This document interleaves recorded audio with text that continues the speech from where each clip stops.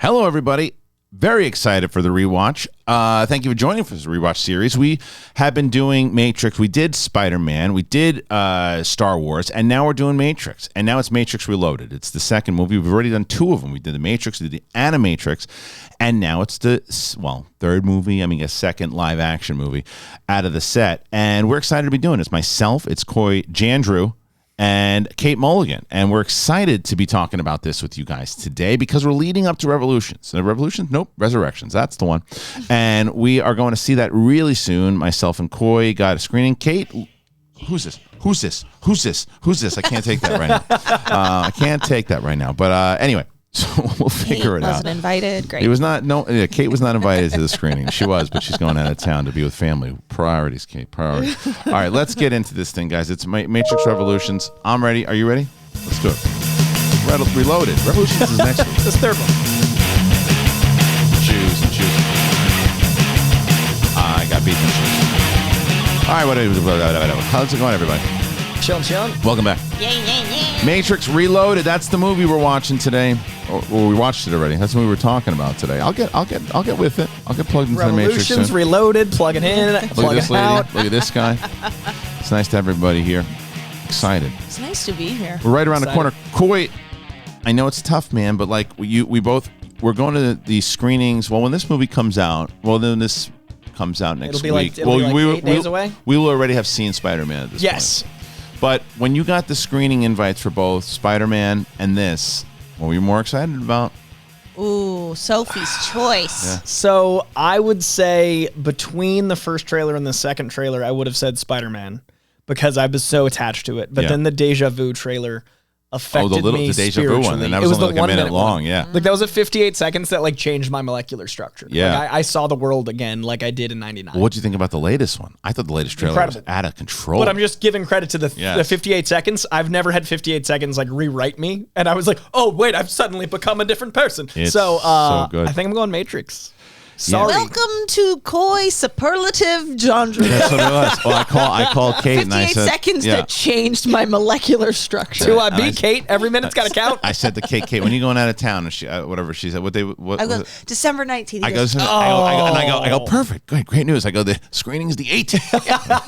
Or the 20th, right? The 20th. That's right there. It's right on the corner. Right. I do think they're both going to be incredible. I have a lot of faith in both films, and I do think we can't make our year-end list movies until we've seen them both, especially because they're so anticipated. And we did this whole episode of on Big Thing about, because there's so much hype between the two of them, like which has the bigger. I chimed in because I was proud of Steph for digging Eternals. Yeah. I was in that chat because we loved it. Yeah, but it's like, but which is the bigger mountain to fall off of? Is it Spider-Man or Matrix? Right? And it's so funny. I saw this. This is my favorite comment by myself to a response because I don't.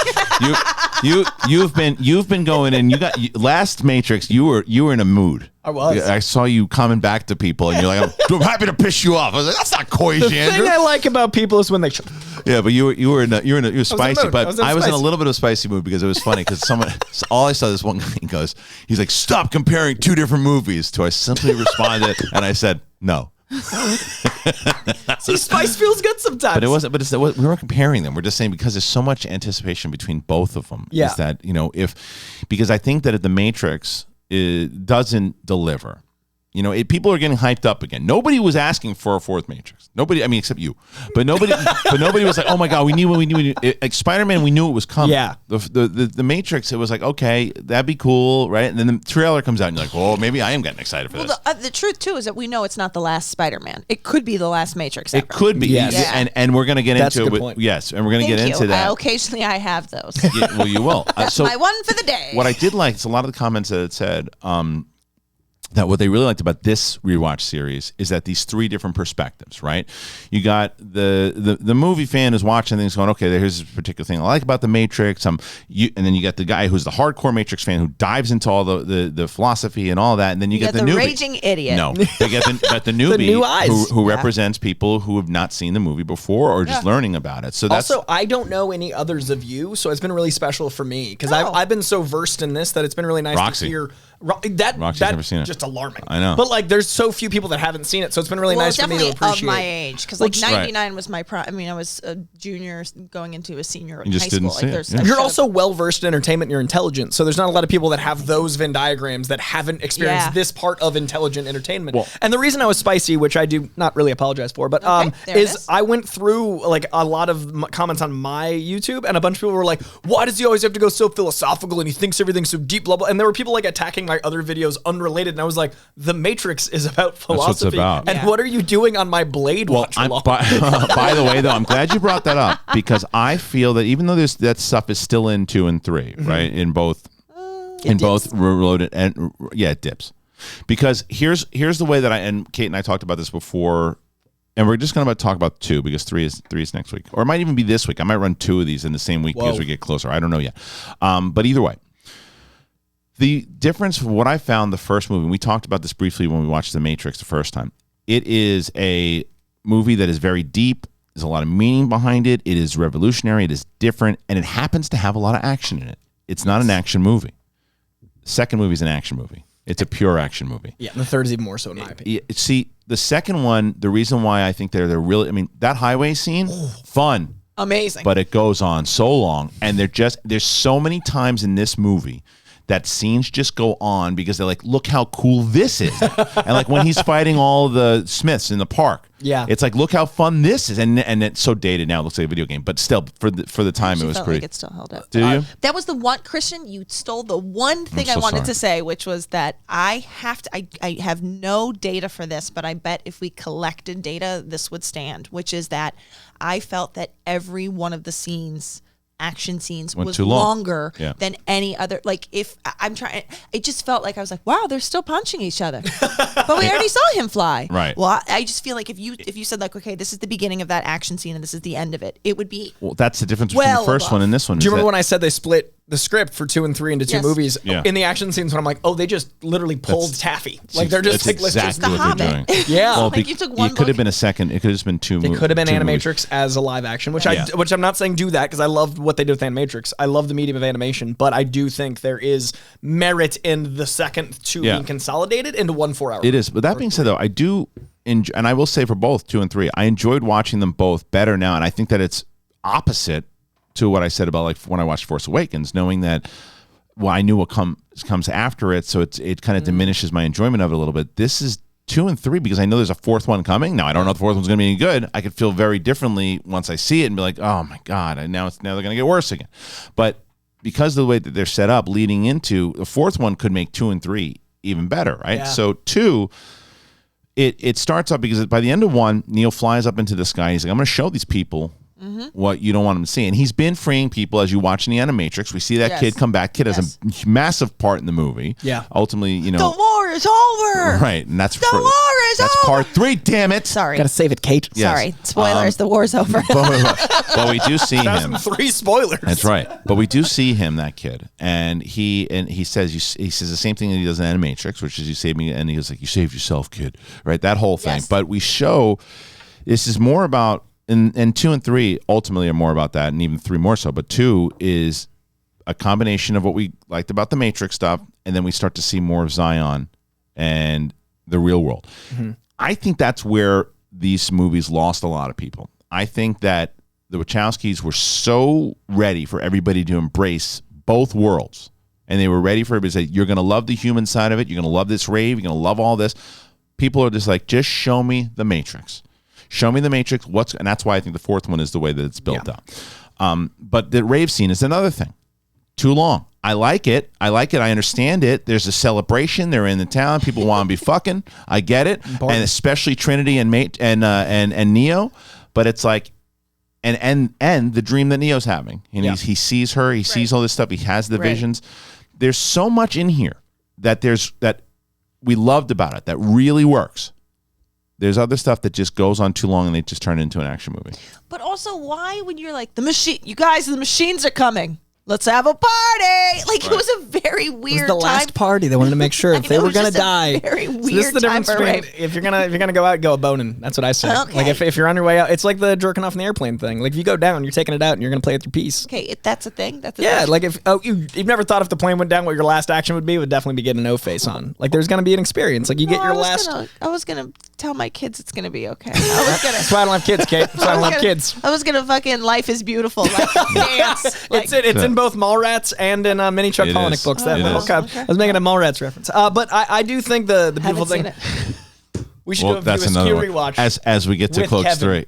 When we get to Clerks, that'd be so much fun. We get to do a rewatch series of Clerks 1 and 2 with Kevin. That'd be amazing. But so that said, this movie, a duality. I liked this movie. So for me, the third one is about compromise. The second one's about choice. So while we're in choice, while we're in Reloaded, I love that the first movie was about finding the truth, and it was looking at the mirror and looking past the mirror, using all the Alice in Wonderland metaphors. They looked into the mirror at what we are. My problem with the second two is that it looks at the surface. It looks just at the mirror and looking back at you. It's a much more surface approach to these philosophies, and I did enjoy like the blend of entertainment and religion, but whereas the first film felt like it was establishing its own mythology, this one felt like it was establishing like a Joel Osteen cult. Like it established like a mega church for profit. Like this felt much more like it was doing propaganda religion, where I didn't feel that in the first film. So when they're in Zion, I loved the real world stuff, because that to me felt like the duality of machine and man. Like machines aren't celebrating. The reason I think we needed to see this is the only thing that separates us from the machines is we're all trying to conquer, we're all trying to rule our land,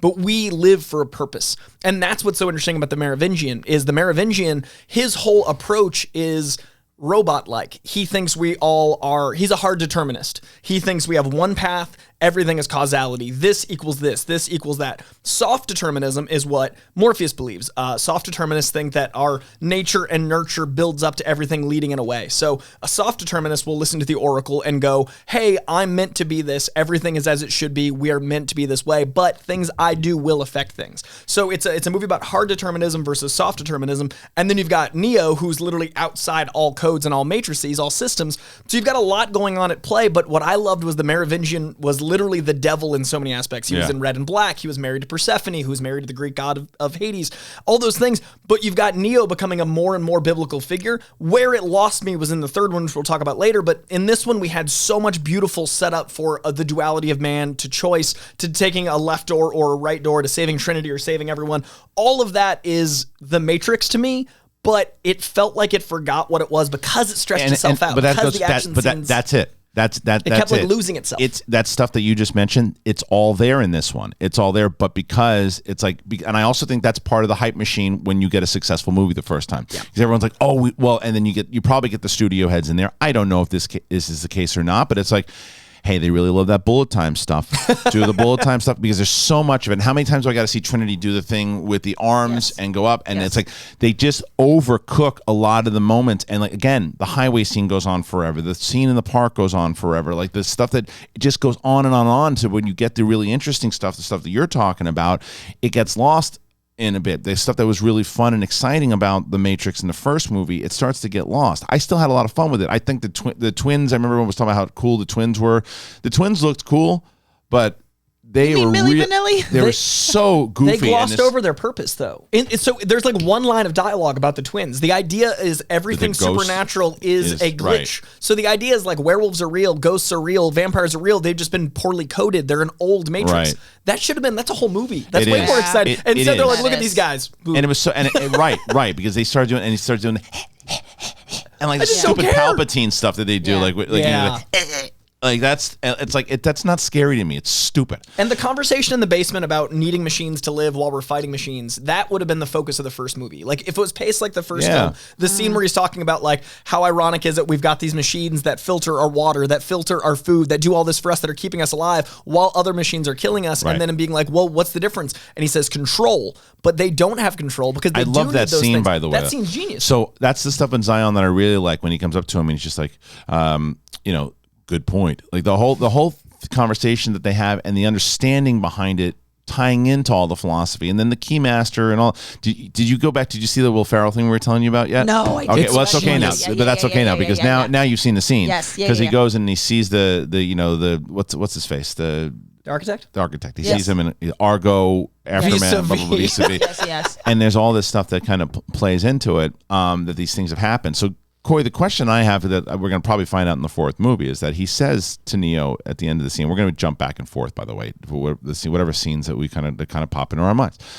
So the architect tells Neo, he's like, this is like, what, the 6th time we've blown up Zion. Yep. So what does that mean? Does that mean that they clone them and then they rebuild it? New batch of humans. Like people that have now been freed again. So people just keep rebuilding Zion. So the architect says that they built a perfect matrix and that failed. Right. And they built another matrix. Smith says that too. So we've gone through these iterations. Yeah. So the way they got the matrix to work is by having 1% of people need choice. So I actually wrote down, like, there's a concept, like, if you guys have heard of the Heisenberg, there's a Heisenberg uncertainty principle. Yeah. So the spontaneity. Yes, I speak for both of us. Yeah. He stole your point as well. So I'm talking about I was going to talk about Persephone, but so the Heisenberg uncertainty principle is when you look at subatomic particles, they are so chaotic you can't predict when they're going to devolve. So things atrophy at a level that we can't track. So with science, usually it's like cause effect. With math, it's like 1 + 1 is 2.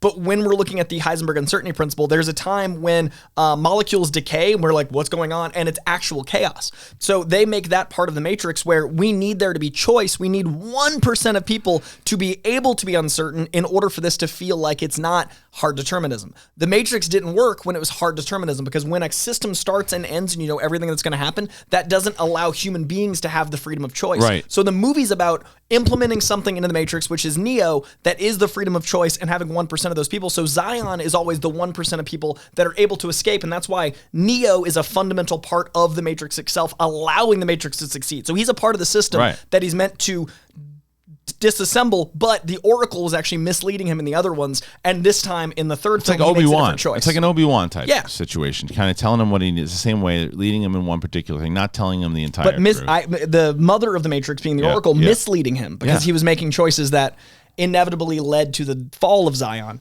And in this case, in the third film, he made a different choice. Right. So it's a really fascinating concept. And all the ones before him were doing the wrong thing. Right? They were all choosing Zion. Right. He chose to save Trinity because in this instance, love is the ultimate benefactor. Love is the thing that is the variable that can't be controlled. So it's almost a variable on a variable on a variable, which makes this Neo unique. Right. Which is what I think the fourth movie's about. And there's a new Neo comes in. So they've all been Keanu Reeves. Every Neo. No, but that's what I mean though. But like every Neo has been, because I didn't know, like every the one, was it always Keanu Reeves? That's what I used to think as a kid. But this time, I think what those cameras weren't old Neos. I think they were that's options. Some kid philosophy right there. No. I'm saying moron. I think the videos were all of the options of how he could react in real time. Yeah. So I used to think those were all the Neos, but then that wouldn't make sense because there'd only be 6 of them. No, you're right. So now I think it's every variable of the options of how he could react in real time to the architect's questioning. Well, and that's again the Socratic method of pulling out every variable. But I was just talking about in general, like, so the ones that were, because we know that there were 6 predecessors, right? Yep. My question is, were those predecessors all Keanu Reeves? Were those like that, or were they just? I think they were all different people because I think that would imply a certain determinism, right? Because we can't have something be the exact same every time, otherwise you lose the variability of the thing that's causing the matrix to flow. Right. So the next movie, even though it appears that Neo is in it, it's not necessarily that it's taken place after Zion. Well, we know that it has though because there's scenes of the other films, and he's watching it, and we don't. And again, going in, we'll play more into Revolutions. That there's certain things that happen at the end of that movie that imply that it could be that same Neo, right? But in this movie, in Reloaded, he's still kind of getting his powers. Like the agents are insignificant really in this movie because he knows how to kind of beat him up, and even that's the thing, they kind of ignore the rules of the agents, right? Because the agents, even though Neo can mess them up, and like now Morpheus is fighting them. No one's scared of him anymore. Yeah. They're all fighting him now. It's like, okay, because Neo taught us how to fight this. Well, you didn't tell me that. Yeah, and you didn't. Right. And it's like you can't make everyone Super Saiyan. Like suddenly, like everyone's knighted. You're like, we're all cool, right? Because I love the idea that and what's the Oracle's the Cypher? What was his name? Not Cypher. That's from the first movie. But her protector, Seraph. Which is Angel, which is like the commentary of like the angels and stuff. He's fantastic. Yeah, he's fantastic because I love that line of just like, you can't really truly know someone unless you fight them. Right, and know who they are, and he does that with Neo. Knows right away that okay, this is who's supposed to be here. He takes him to the park, and then it's like you were mentioning, all of the conversations. There's an A and B to this, but most of the conversations they have in this, like, oh, that's the stuff I love about The Matrix. That's here, like that conversation she has with them in the park, like sit down. And he's like, I don't want to sit down. She's like, all right, whatever. So, and she knows all these things. It is all about choice. This movie.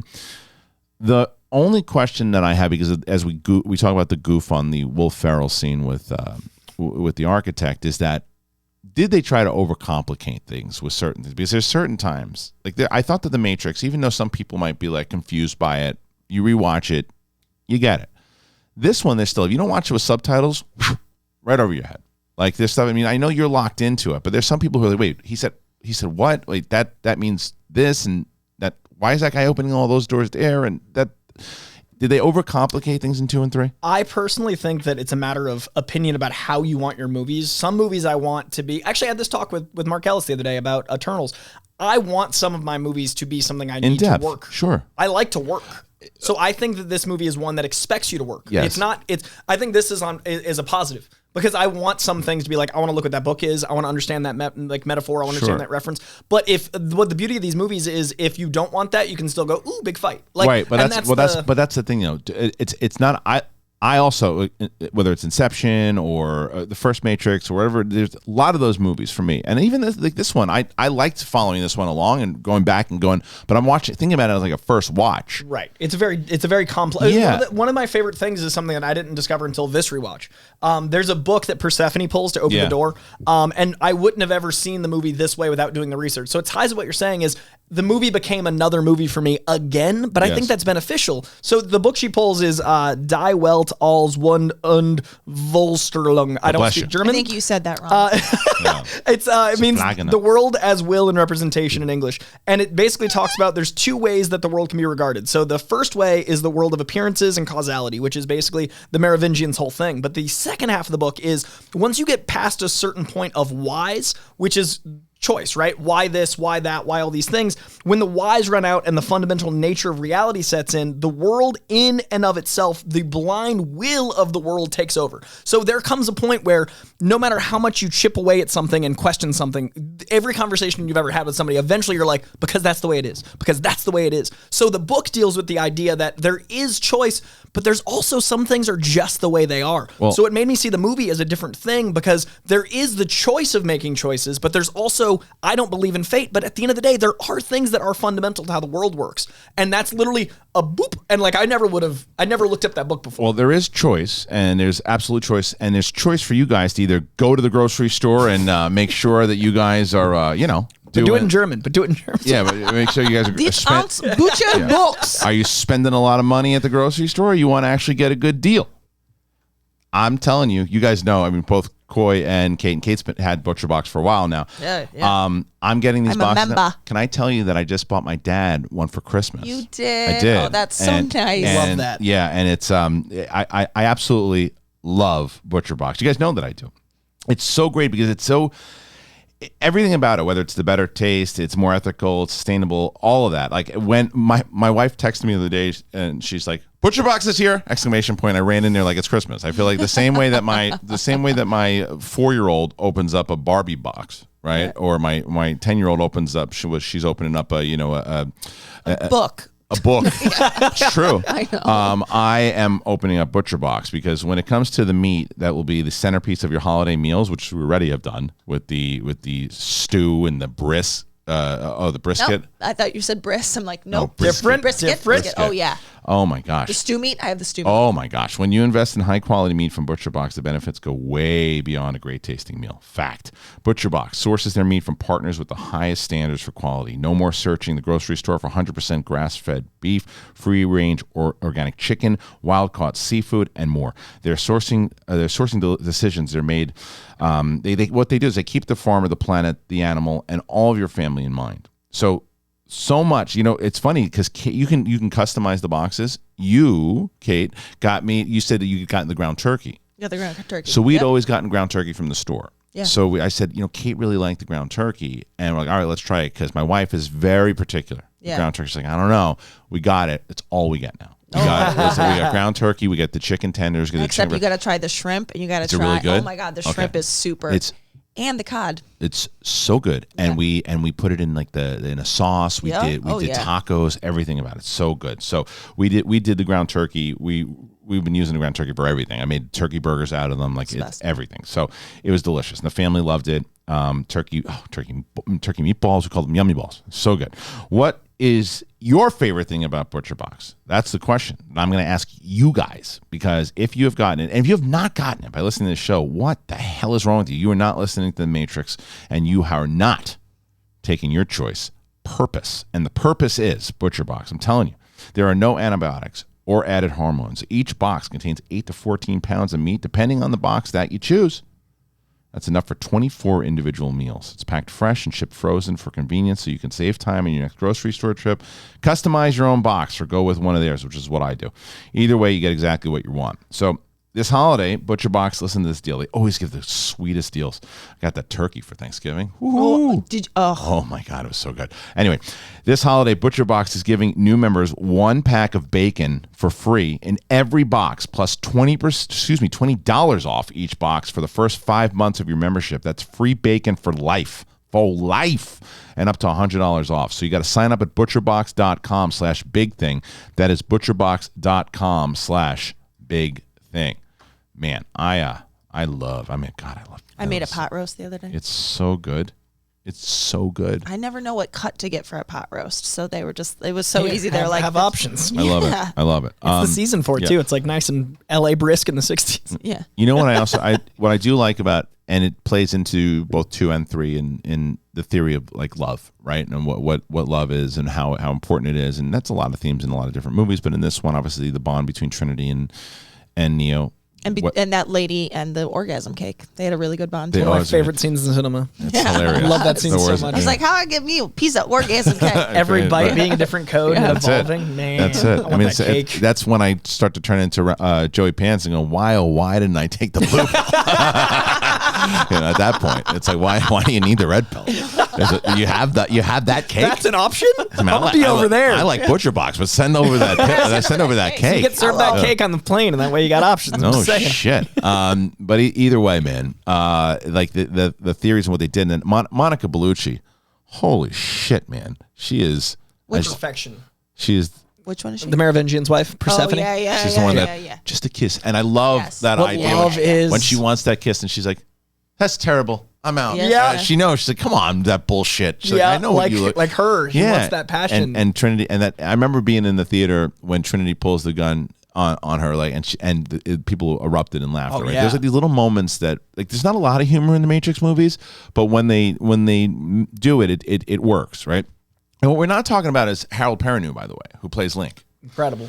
So it's funny because we didn't, Michael from Lost. Yes, I know. And we didn't, and or Mercutio from Romeo and Juliet. Yes. So what we didn't talk about was Link, Tank, who survives. Recast. Yeah. And I remember running into. Were you? I don't know if I knew. I did not know you yet, Kate. But like I used to run a comedy room at what the hell was it called? Lola's. Okay.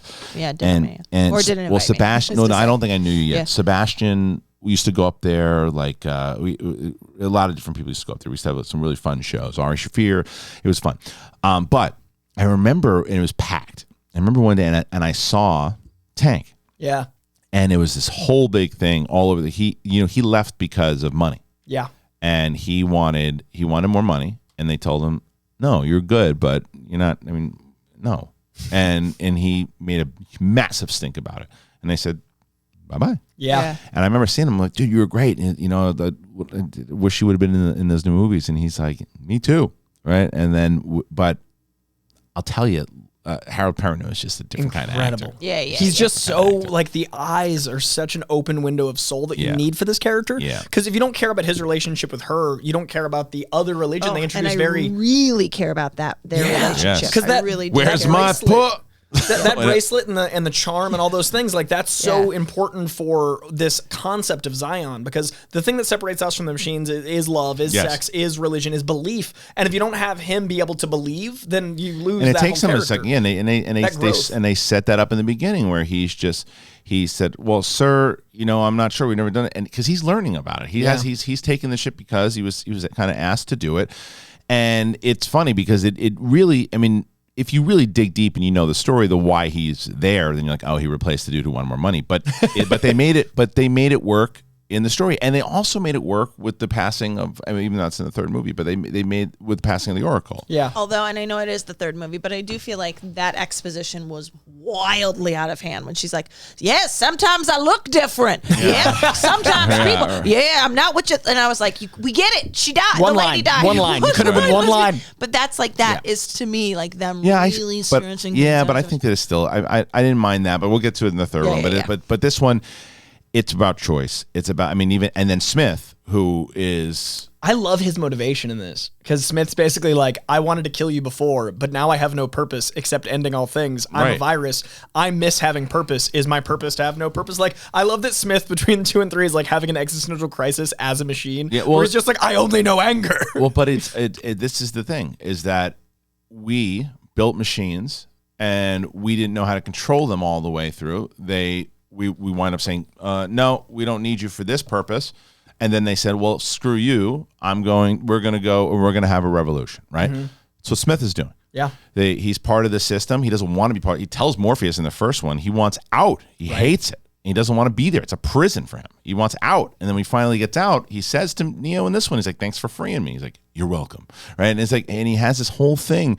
But the only thing that I still am battling with is whether or not I'm on board with the fact that he enters Bane's body.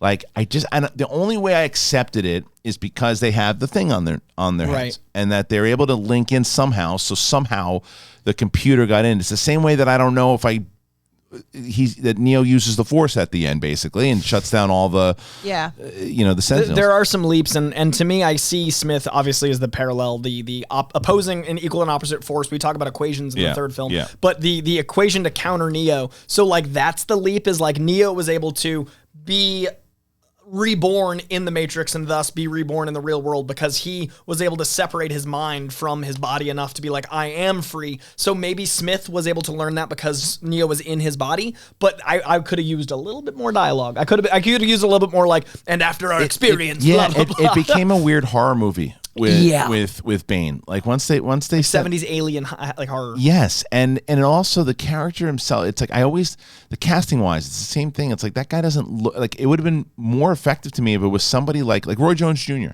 Right, who was in the movie, and they just get rid of him. I don't know if he dies or what happens to him, but I don't remember. Like it's not meaningful enough. If he died on the ship, then it just kind of happened, and I don't remember. Or did he die in the room?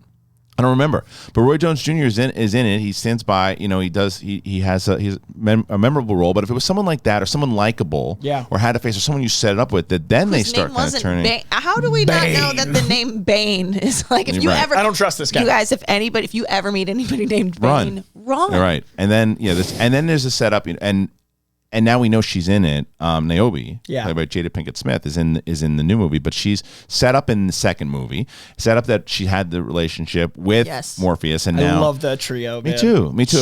I'll tell you what, great. She's one of my favorite parts of both of these movies. Yeah, me too. And in general, I have to say, like, I think I watched.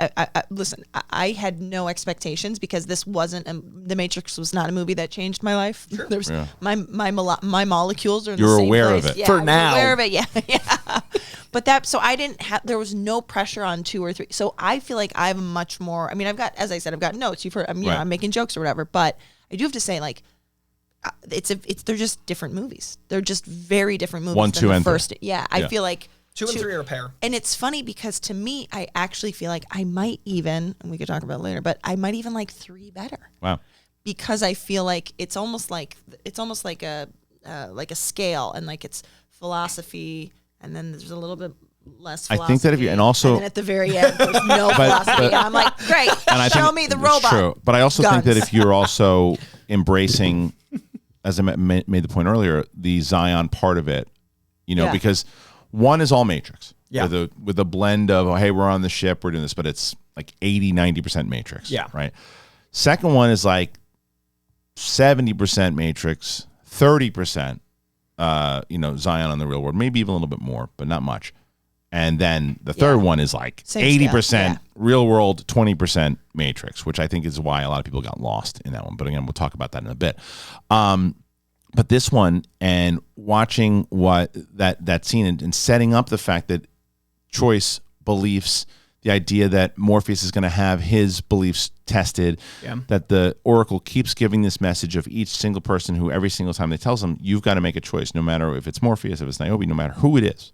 You've got your choice on what you need to do, especially Neo, and these conversations she has to have with Neo and the meeting that he needs to have with her in order to have these kinds of conversations. Because every time he meets with her, he gets stronger, right? And new things happen, because it's not necessarily just from what she tells, but it's him inside of his head then making the choice to say, okay, well, then I have to go this way, I have to do that, I have to maneuver. And I like the idea that he can't get to his friends through the Keymaster part and that whole thing. Like, I like that, even though it went on forever. Yeah. The idea of it is like, where are you now? I'm in the mountains. And then what did bother me, and this is not Harold Perrineau's fault, it's the writing. How many times is Harold Perrineau going to look at the thing and goes, what's that? It's Neo, motherfucker. You know what it is. Every single time. It's always Neo. Still Neo. Yeah, it's like, I don't know what that is. It's Neo. If you see something that's different in the thing, you're on the ship. First time, okay, you're brand new to this. The seventh time, come on, dude. What are you doing? Are you paying attention? Yeah, right. And why do they always say operator, by the way? Like, it's like, because we now know. I like the wizard. I like operator the wizard from the first movie. Yeah. And then they went back. I'm like, no, we've already broken it. Like, we're out. We're good. You don't need to do it anymore. It's like, well, what I always thought of was that, because if by accident somebody who's plugged into the Matrix calls them, great, and then they go operator, but you never see that. You never hear that. So it's just like, that's what I always assumed. It was just in case someone got the wrong number of zero. But even so, operator, just like, hello? Yeah. It's like, because it's cooler, it's cooler. But, Mr. Wizard, get me the hell out of here. I love that. Yeah, but it's like, but set me up a little bit. It was earned in the first one, and then we get like the second and third. Come on, what are we still doing here? Right. I do like that when he goes to the Oracle. That reminds me of like what I perceive meditation as is unlocking new mental abilities to withstand stuff. So I've always I struggled with meditating for 30 years, and only in the last 3 I've been able to actually achieve it. And to me, that always felt like, as soon as your brain goes, oh, I have more choices because I'm able to calm my thoughts, I can actually perceive the world broader. And to me, it always felt like that's what meditating was meant to be. So I always love the Oracle as a way to unlock a new level in your mind, so to speak. And I do feel like they show that well in these two films. There was one moment that I felt like was so clunky, and I was like, is this the writing? Is this Keanu?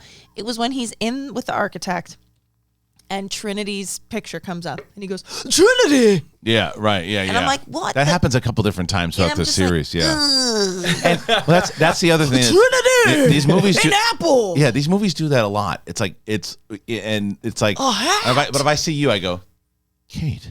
And you go, Kristian. Yes. It happens all the time in these movies. It's like, Morpheus, Niobe.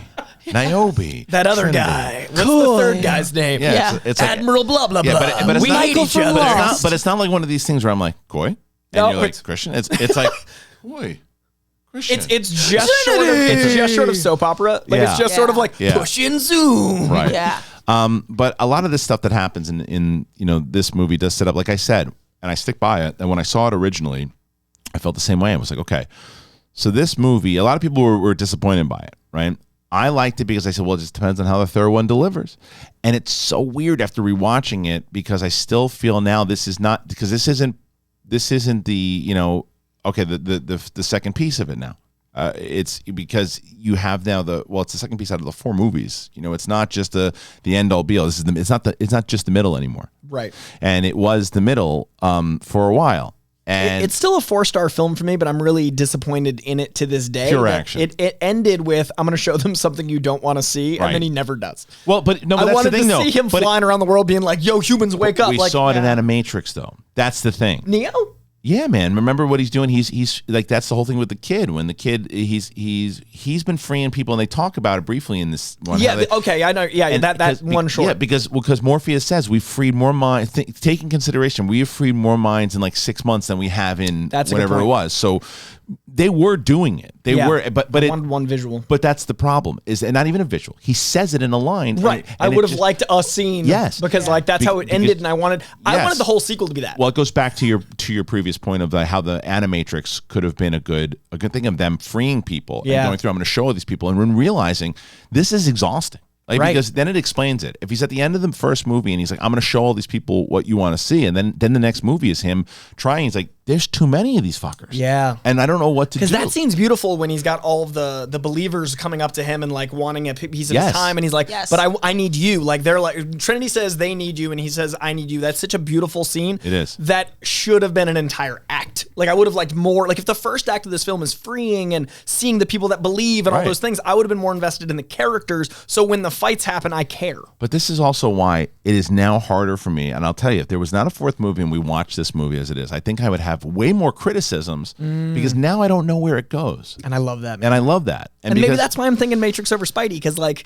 at the end of the day, there is more Spidey coming, and at the end of the day, it's got to be okay. And a lot of the same. Well. And listen, I make very clear, I'm very excited about Spider-Man. I can't wait to see Spider-Man. But the thing is, for the most part, I know what I'm going to feel in Spider-Man. It's going to be a superhero movie. I'm going to see people that I hadn't seen in a while. It's going to be a lot of the same kind of tropes, maybe a couple different emotional moments. And it's a formulaic thing that I've seen before. That's fine. Yeah, and I'm excited for it.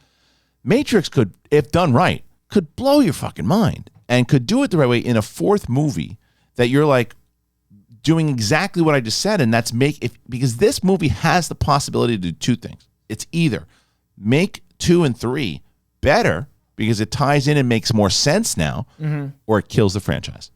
Because that absolutely could And what happen. higher stakes are there? And that's why I think it's better to have the occasional movie that does this. Yeah. Because what we just described in Spider-Man is I'm going into Spider-Man with one expectation. I'm going to the Matrix with another expectation. So if you ask me today, I'm going to say Matrix. But if I'm exhausted and I want to just enjoy something, I'm going to say Spider-Man. Right. And that's why I think it's important to have movies where I look up a book I haven't looked up before. Absolutely. I felt like I understood more in 2 than I know you're saying that it was like sort of, but I think. No, I don't think. No, let me, before you finish your point, it's not that I feel like this, it's that there's a lot of stuff that was heavy in dialogue with keyports and portals that it's just like, could it have been simplified? 100%. Same message, could it have been more simplified? I think part of the what I think maybe works about these movies for me is that like in the first one, there was stuff that I very much knew I wasn't catching. I would very much knew. I was like, I gotta go back and watch this again.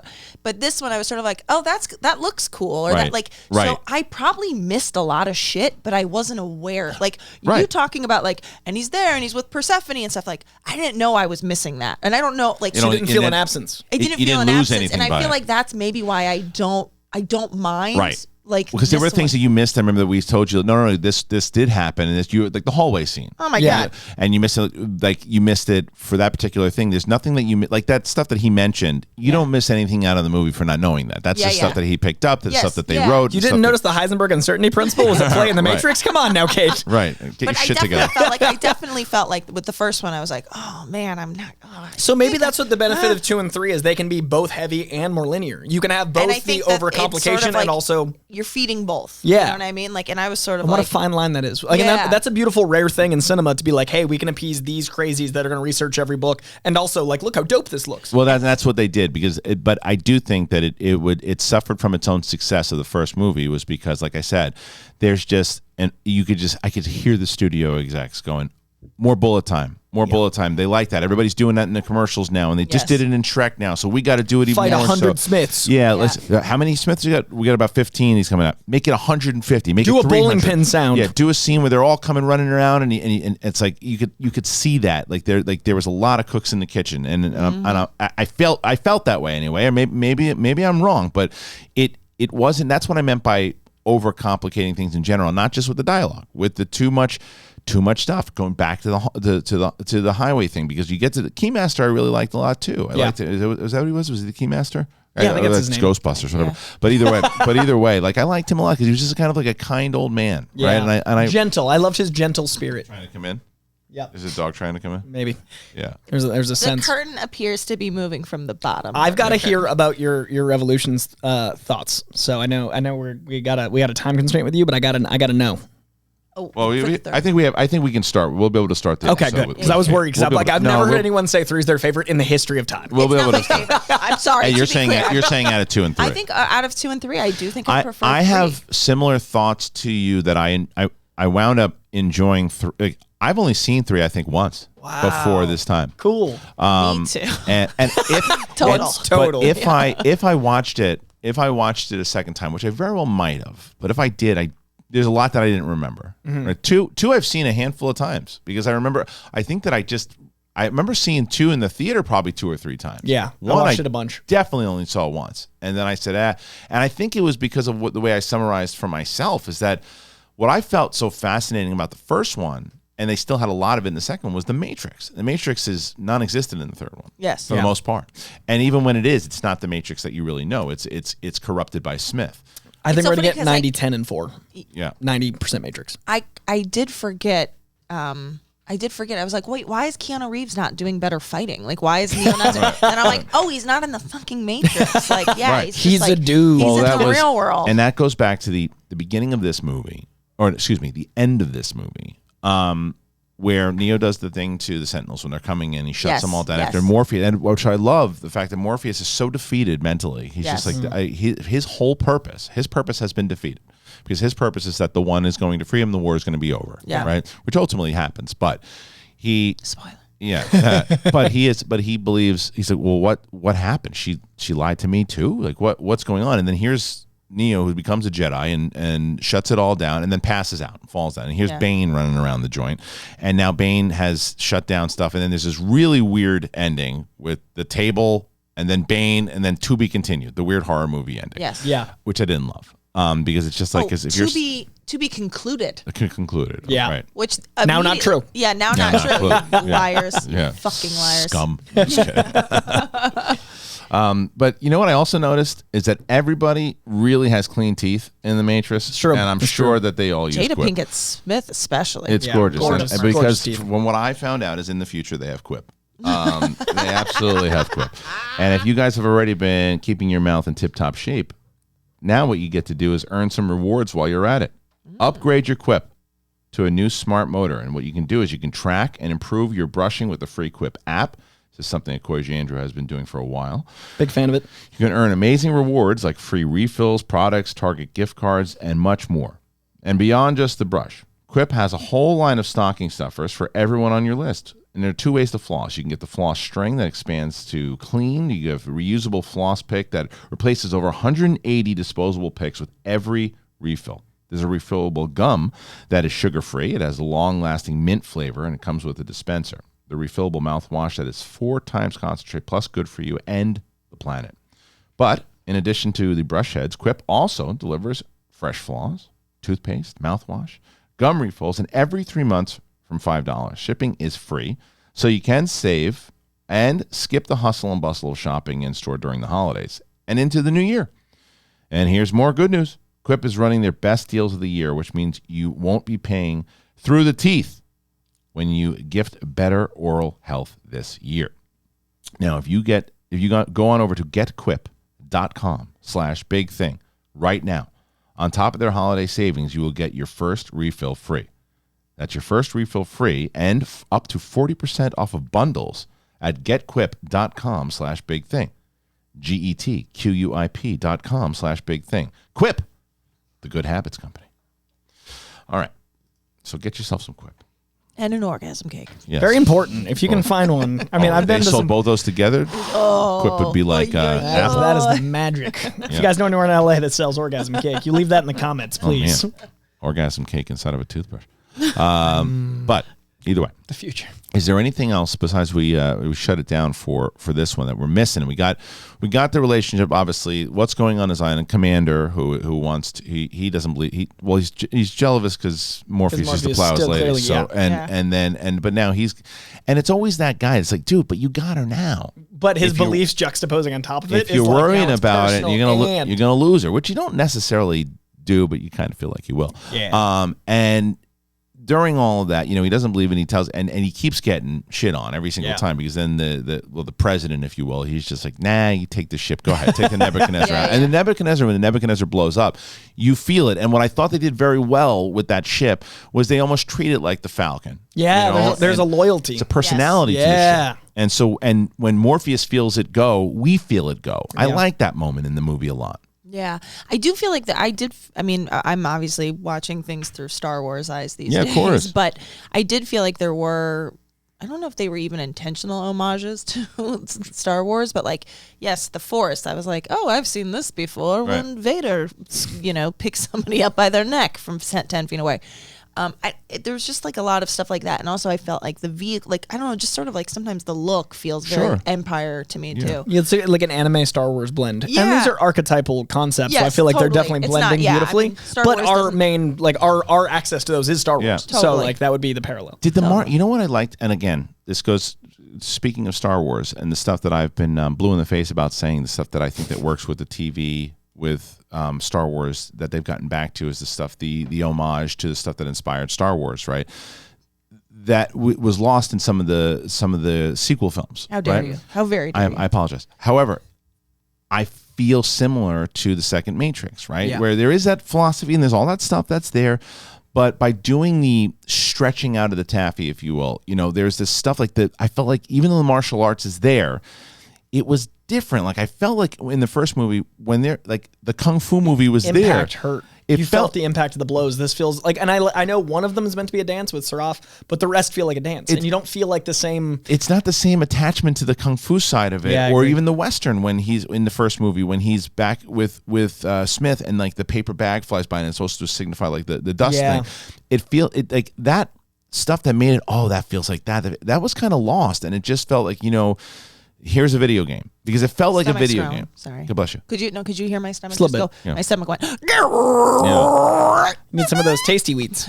My thing, and this is the philosophical approach, is in the concept of the cave, which I brought up in the first rewatch. The idea is that the true forms of beauty, of love, of things that are the true forms is the language they use. The more removed you get from those, the more everything's a copy of a copy of a copy, the more it fails, and this is a copy of the original philosophy concept. So to me, there is definitely some paralleling of the irony of a movie about escaping the cave, putting us back in the cave. And I feel like the first movie brought us out of the cave, the second one kind of put us back in, and the third one was shackled us right back to the wall. True. And it's a diluted metaphor. Morpheus also in this movie was not as impactful for me as he was in the first one. Yeah. And again, not Fishburne's problem at all. It's the writing. Like even though Zion, hear me. It's like his speech is so. It's not a great speech. It's not the writing's not great, but it's him. So you're like, him. I'm in. It's him, and you're like, okay. But it's like when you agree. And the one thing is, we are still here. Part of it is cool. Yeah.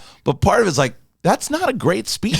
No, like Gerard Butler's 300 was much better. You know what I mean? Like, or Bill Pullman in yes. Yeah. And what's interesting about that speech is he's Morpheus, which is, the god of dreams. Yes. And in the first film, he uses the dream metaphor of the dream pulled over your eyes to make you so you don't know you're dreaming, like the visuals.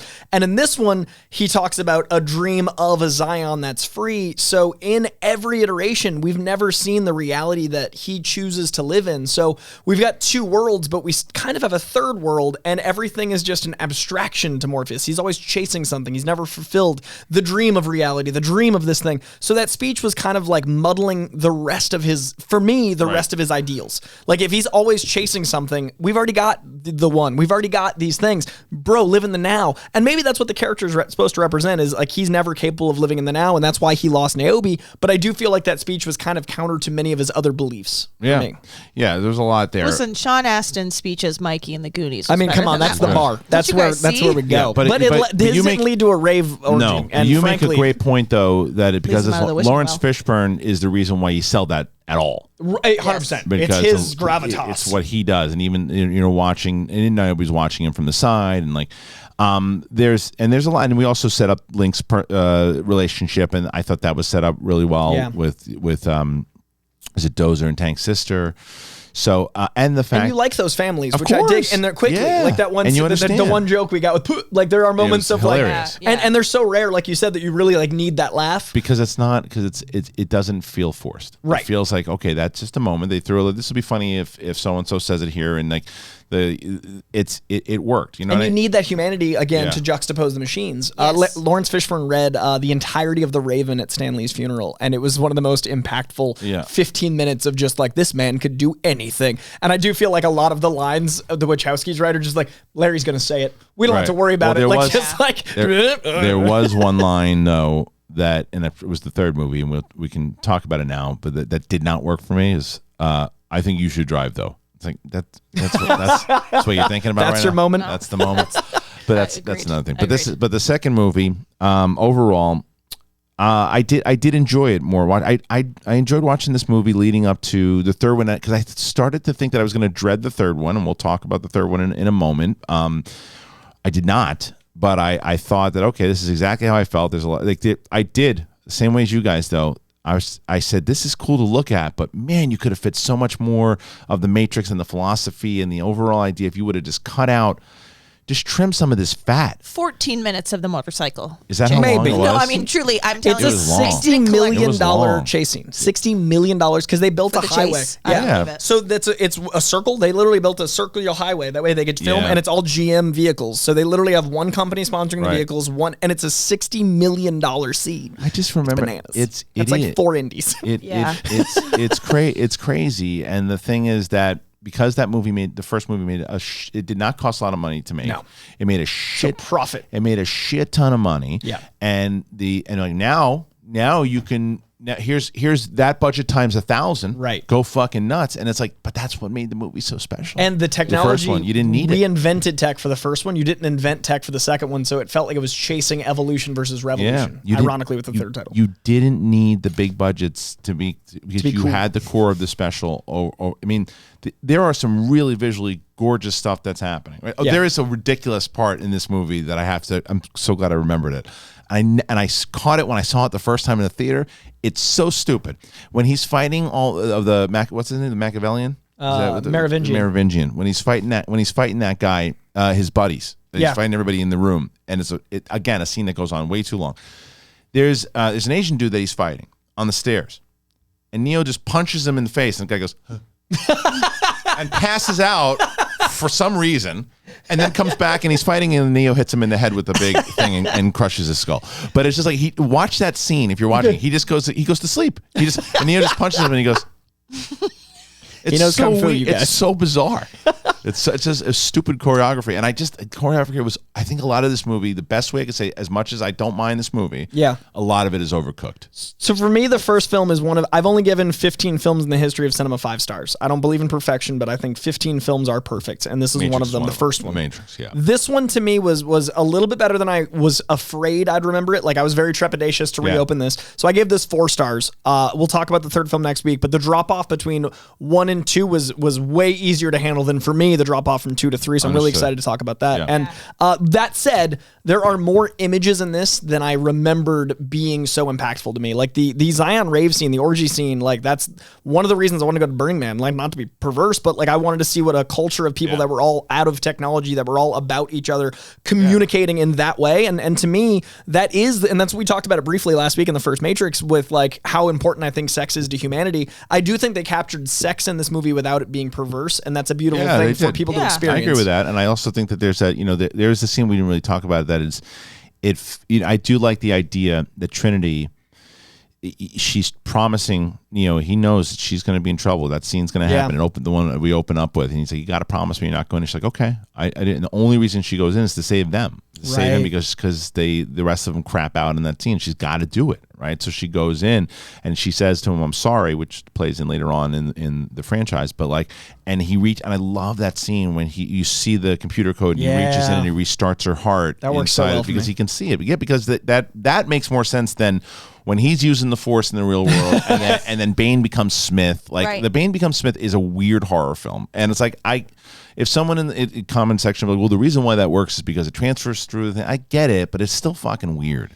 But I also don't understand why if they've all seen Neo die in the Matrix and they know he doesn't die in the real world, why is dying in the Matrix a threat for any of them anymore? They now all should believe that they won't actually die. Because he's the one. Yeah, because that's the whole point. He's able to manipulate things inside to a level that he hacks the Matrix to a level that no one else could because of being the one. And the president even says it to him. He's like, I've seen a lot of different things, but I don't know how you do the things that you do. Yeah, okay. Right? Just like when if you watch an Olympian, you're not like, yo, I'm gonna go do, like you can't because you've seen it be done. You know it's possible. Right. That's the thing is you know it's possible, but it doesn't mean you can do it. Okay. So I think looking at an extreme athlete's a great way, but also like an extreme athlete, but plus the mental. Like there's a moment of hesitation. And that's the only reason that I would accept, like, well, they can't kill the agents or beat them, but now they know Neo's trained them a little bit more to know how to fight them. Well, that's a stretch. It's a stretch. But the Smith parallel to Neo is the only way I was able to rationalize Bane, is that he's the mirror. But we don't learn that till the third film, so it kind of felt like retroactive. It was a strange, creepy moment and a weird moment when he's able to transfer through. It's like so the machine's very similar to what you just asked. If he's able to do this thing, and maybe it's just because he's the one when it comes to the machines, but why aren't all the agents transferring their consciousness into humans? Well, because I think he broke them from the code of the Matrix. I get it, but it's just, again, that's where it gets too complicated. And it's like, I understand why they had to do it, and I think that it allows the eventual, what we'll get to in the third movie, but there's a lot of stretches in this movie, in the franchise, that I think that lost a lot of people. But again, it plays into the third movie, which we will be talking about, ladies and gentlemen, with myself. Kate will be there for the first half of that one. But Coy and I will be talking about it for sure. I hope you guys enjoyed this rewatch. Thank you so very much for joining us for Matrix Reloaded. If you're brand new to, who's this now? Mm-hmm. Oh, let's see. I'm going to talk to. Oh, yeah. This is my favorite. Wait, hold on. So, Greg Alba, you're on The Big Thing with myself, Coy Jandreau, and Kate Mulligan. How are you, sir? Coy, that hack. but I have good news for you, Greg. You're actually, the sound is on for this one. Oh my God! I finally made an appearance on The Big Thing. Hi, Kate Mulligan. Hi, Greg. Oh, hi, Greg. So yeah, we're wrapping up Matrix Reloaded. Oh yeah, Coy talking about how he's like so surprised of how he loved the movie, and then suddenly he rewatched it, and his point of views towards a change. That's the third one. We're gonna get there. We're gonna get there on the third. Okay. Oh, spoilers.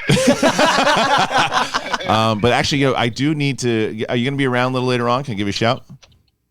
It's a big maybe. All right, yeah, I'm sure. I know. We're running high to. We're almost Spider-Man. Do you guys do Spider-Man videos? Very rare. I love your Spider-Man. I love your channel. Check out, man. Everybody should be checking out The Real Rejects, by the way. Phenomenal channel. So, all right, dude. Yeah, I'll try you, and then you get me back when you can. All right, brother. Later, brother. All right. Great Greg Alba, everybody. Big maybe. We talked Revolutions last night. It was they're slammed. Anyway, okay, look. So that was Matrix Reloaded. Matrix Revolutions coming up next week. Myself, Coy, and Kate. And I think it depends. I'm going to talk to Coy about it. We're going to try to plan it out. This third one might come out next week, or it might come out this week. I don't know yet. Okay. We'll figure it out. You'll know soon. So thank you guys so much. Thank you to Kate. And we shall see you. If you want to listen to us, by the way, on Apple Podcasts, you can do that. You can go to Apple Podcasts, check out Big Thing. We are there. Spotify, all of it. Check it out. It's a good listen in the car. All right. Peace.